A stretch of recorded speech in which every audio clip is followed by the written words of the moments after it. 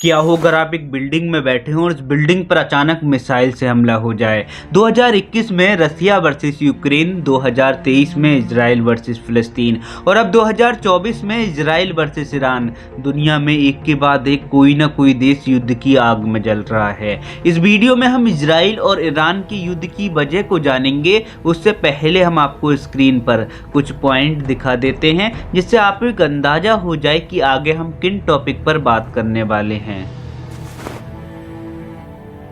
1 अप्रैल 2024 Israel Syria के दमिश्क शहर में स्थित एक बिल्डिंग को निशाना बनाता है और उस पर मिसाइल से भी अटैक करता है, क्योंकि इजराइल को ये खबर मिली थी कि उस बिल्डिंग में हिजबुल्लाह और अन्य कई आतंकवादी हैं। परंतु ये बिल्डिंग जिस पे इजराइल ने अटैक किया ईरान की एम्बेसी से एकदम सटी थी और जिस वक्त इजराइल का हमला हुआ उस समय IRGC के कुद्स फोर्स के वरिष्ठ कमांडर ब्रिगेडियर जनरल मोहम्मद रजा जहादी और उनके डिप्टी जनरल मोहम्मद हादी हाजी रहीमी ईरानी एम्बेसी किसी बैठक में शामिल होने के लिए आए हुए थे।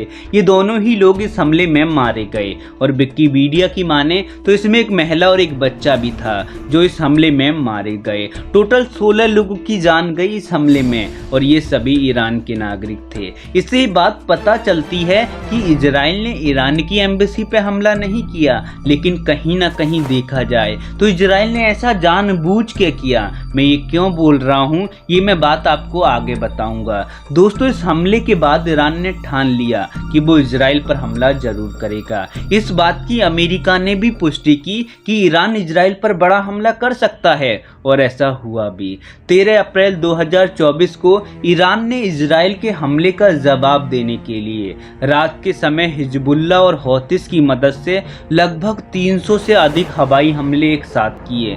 इसमें 170 ड्रोन, 30 क्रूज मिसाइल और 120 बैलिस्टिक मिसाइल शामिल थी।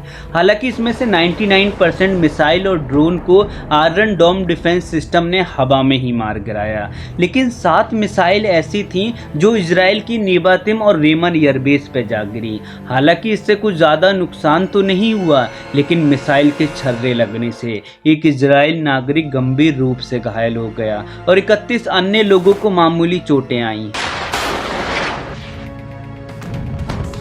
तो ये थी वर्तमान की घटना जो आप में से बहुत से लोग जानते होंगे, लेकिन आपके मन में कहीं ना कहीं ये सवाल जरूर आया होगा कि युद्ध तो फिलिस्तीन और इजराइल के बीच में था, तो इसमें अचानक ईरान क्यों शामिल हो गया। तो बता दें ये बात दशकों पुरानी है। इसको समझने के लिए चलते हैं साल 1948 में, जब इजराइल को आज़ादी मिली। ये यूं कहें कि जब इजराइल देश बना। देश बनने के बाद सबसे पहले तुर्की और फिर दूसरे नंबर पर ईरान ही मुस्लिम देश थे जिसने इजराइल को एज अ कंट्री के तौर पर मान्यता दी। अब आपको एक गजब बात बताते हैं दोस्तों, जिसको जानकर शायद आप हैरान हो जाएं और यकीन न कर पाएं। तो बता दें कि साल 1948 से साल 1979 तक दोनों देशों में गहरी दोस्ती हुआ करती थी। जी हाँ, आप सही सुन रहे हैं। ये दोनों देश जो आज एक दूसरे के दुश्मन हैं वो कभी दोस्त हुआ करते थे।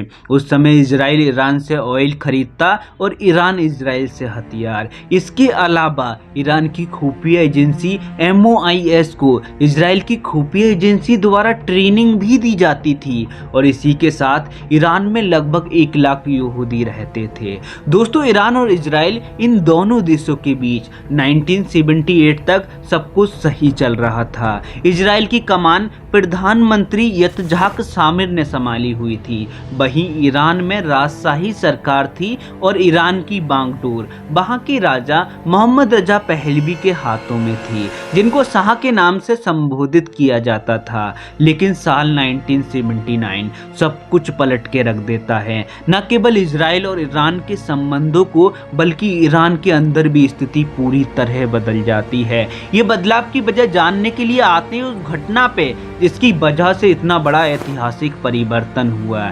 इसके लिए थोड़ा सा और पीछे चलना पड़ेगा। साल 1953 ईरान में तख्ता पलट होता है और देसी कमान मोहम्मद रजा पहलवी के हाथों में आ जाती है। पहलवी को अमेरिका का समर्थन था, जिससे उसको अपनी सत्ता मजबूत करने में आसानी हुई और शाह ने ईरान को आधुनिक बनाने के लिए कई सुधार किए और नए नियम लागू किए। शाह ने अपनी सत्ता को मजबूत करने के लिए धार्मिक नेताओं को राजनीति में दखल से दूर रखा, लेकिन ईरान का एक धार्मिक नेता खुमैनी इस आधुनिक सुधार के विरुद्ध थे। खुमैनी एक धार्मिक नेता थे जिससे वो इस्लामाबाद को सपोर्ट करते। दोस्तों, पहलवी और खुमैनी के बीच वैचारिक तनाव बने रहते थे, जिसके चलते 1964 में पहलवी ने खुमैनी को ईरान से निकाल दिया। इसके बाद दोनों में बात बढ़ जाती है और खुमैनी अब ईरान में नहीं थे, तो उन्हें पहलवी सरकार के किसी कार्रवाई का डर भी नहीं था, जिससे खुमैनी अब खुल के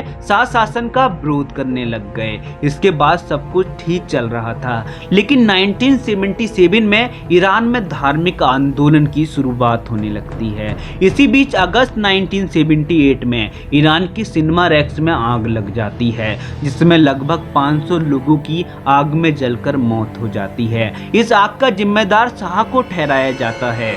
यही एक बड़ी वजह थी जिससे ईरान में चल रहे आंदोलन को और तेजी से बढ़ावा मिला। इसके बाद बड़ी संख्या में लोग इस आंदोलन में शामिल होने लगे और सड़कों पर उतर आए। ये अब तक का ईरान में होने वाला सबसे बड़ा आंदोलन था। इस आंदोलन में शामिल जनता को रोकने के लिए पहलवी ने सेना को कार्रवाई करने का आदेश दिया, लेकिन सेना ने ऐसा करने से साफ इनकार कर दिया, जिसके चलते मजबूरन पहलवी को ईरान छोड़कर भागना पड़ता है। और फिर इसके बाद खुमैनी ने ईरान वापस आकर ईरान की सत्ता संभाली और दो सबसे बड़े फैसले लिए।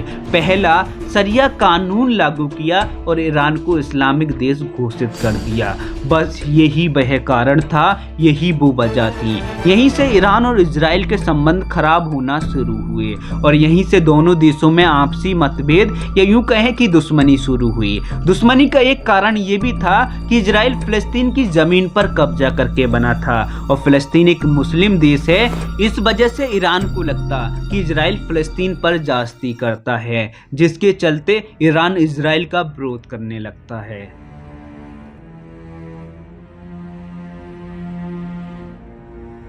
दोस्तों, 1979 ईरान की इस्लामिक क्रांति के बाद भी इन दोनों देशों के बीच रिश्ते काफ़ी ठीक थे।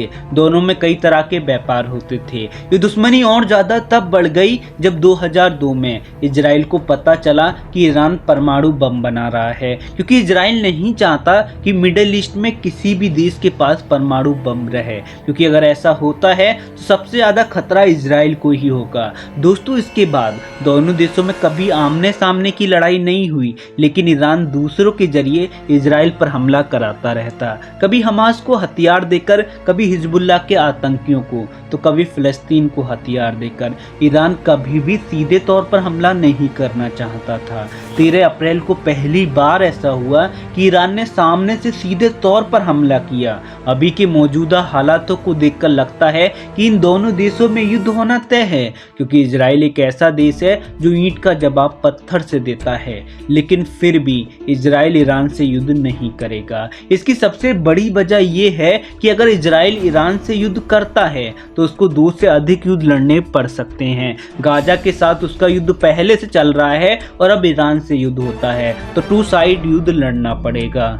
लेकिन इजराइल के लिए कोई बड़ी बात नहीं है। पहले भी इजराइल कई देशों से एक साथ युद्ध कर चुका है और जीत भी इजराइल की ही हुई है। बस डर इस बात का है कि ये तीसरा विश्व युद्ध ना बन जाए। मैं ये बात ऐसे ही हवा में या फिर न्यूज़ चैनलों जैसे बिना सोचे समझे नहीं बोल रहा हूँ। अगर गौर से देखें तो रसिया और यूक्रेन का युद्ध चल रहा है, जिसके चलते अमेरिका और रसिया आमने सामने पहले से हैं। दूसरा, इजराइल का फिलिस्तीन और गाजा से युद्ध चल रहा है और अगर ईरान से युद्ध होता है तो अमेरिका इजराइल को सपोर्ट करेगा और रसिया ईरान को, जिससे ये दोनों फिर आमने सामने होंगे।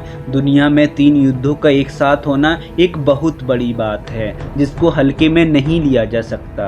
अगर बात करें ताकत की तो दोनों ही देश अलग अलग फील्ड में एक दूसरे से आगे हैं। मिलिट्री रैंक में इजराइल 17वीं रैंक पर है और ईरान 14वीं। टेक्नोलॉजी की बात की जाए तो इसमें इजराइल आगे है ईरान से। तो इसका सही अंदाजा लगाने के लिए आप मान लीजिए एक तराजू है, इसमें राइट साइड में ईरान है और लेफ्ट साइड में इजराइल। ईरान के पास बड़ी आर्मी पावर है, वहीं इजराइल के पास आर्मी बड़ी नहीं है लेकिन टेक्नोलॉजी अधिक है। अब आपको लग रहा होगा कि ईरान के पास बड़ी आर्मी है तो वो ज़्यादा पावरफुल है और उसका पलड़ा भारी होगा, लेकिन ये गलत है क्योंकि वर्तमान का समय टेक्नोलॉजी का है। इसलिए अगर टेक्नोलॉजी देखें तो इजराइल ज़्यादा आगे है ईरान से, इसलिए सही मायने में इजराइल का पलड़ा भारी है। इसका पता इससे भी लगा सकते हैं कि अगर इजराइल ईरान पर 100 मिसाइल लॉन्च करता है तो 100 की 100 टारगेट को हिट करेंगी, लेकिन अगर ईरान इजराइल पर 100 मिसाइल लॉन्च करता है तो 100 में शायद एक भी मिसाइल इजराइल को नुकसान नहीं पहुंचा पाएगी। इसका अंदाजा आप इससे भी लगा सकते हैं कि ईरान ने 300 से अधिक हवाई हमले किए थे जिसमें सिर्फ 7 मिसाइल ही टारगेट को हिट कर पाई। ऐसा इसलिए हो पाया क्योंकि इजराइल के पास दुनिया का सबसे अच्छा और एडवांस एयर डिफेंस सिस्टम है जिसका नाम है आयरन डोम, जो 99% किसी भी हवाई हमले को रोक सकता है। क्या लगता है आपको भारत के पास भी एक ऐसा एयर डिफेंस सिस्टम होना चाहिए जिसको भारत में ही बनाया गया हो?